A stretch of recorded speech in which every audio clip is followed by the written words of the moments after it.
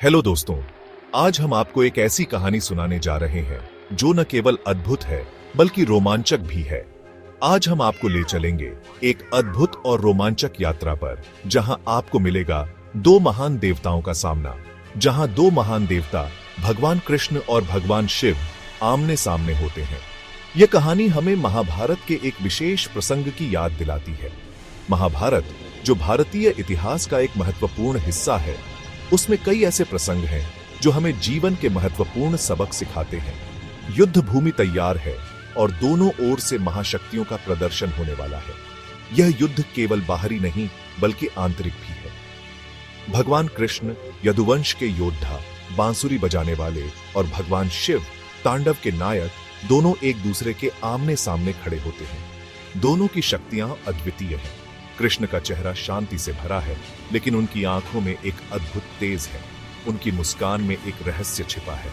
वहीं शिव का रौद्र रूप और तीसरी आंख की ज्वाला से डर का माहौल बन जाता है। उनकी शक्ति और क्रोध का कोई मुकाबला नहीं। युद्ध का आगाज होता है और कृष्ण अपने सुदर्शन चक्र को घुमाते हैं। चक्र की गति और उसकी चमक अद्वितीय है। चक्र की चमक से चारों ओर प्रकाश फैल जाता है और शिव अपने त्रिशूल को थामते हुए आगे बढ़ते हैं। त्रिशूल की शक्ति और उसकी धार भी अद्वितीय है। शिव का त्रिशूल और कृष्ण का सुदर्शन चक्र आपस में टकराते हैं और पृथ्वी हिल उठती है।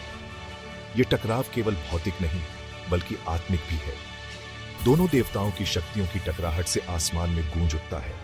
यह गूंज हमें उनकी महानता का एहसास कराती है। युद्ध के दौरान कृष्ण अपने मायावी रूप का प्रदर्शन करते हैं और शिव अपनी तांडव नृत्य की मुद्रा में आ जाते हैं। यह दृश्य अद्वितीय और अद्भुत है। यह युद्ध केवल शारीरिक नहीं बल्कि मानसिक और आत्मिक भी है। यह हमें आत्मा की शक्ति और मन की स्थिरता का महत्व सिखाता है। लेकिन दोस्तों, इस महायुद्ध का अंत क्या होगा?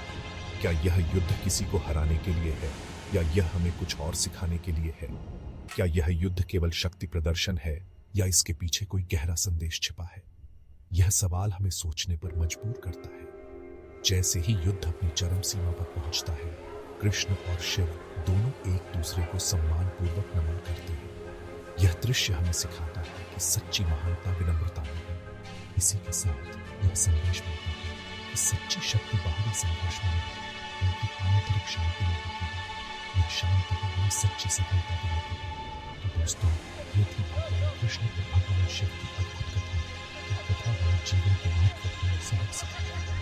अगर आपको वीडियो पसंद आया तो लाइक और सब्सक्राइब करना मत भूलिए। आपके समर्थन से हमें और भी प्रेरणा मिलती है। फिर मिलेंगे एक नई रोचक कहानी के साथ। धन्यवाद। तब तक के लिए खुश रहिए और सीखते रहिए।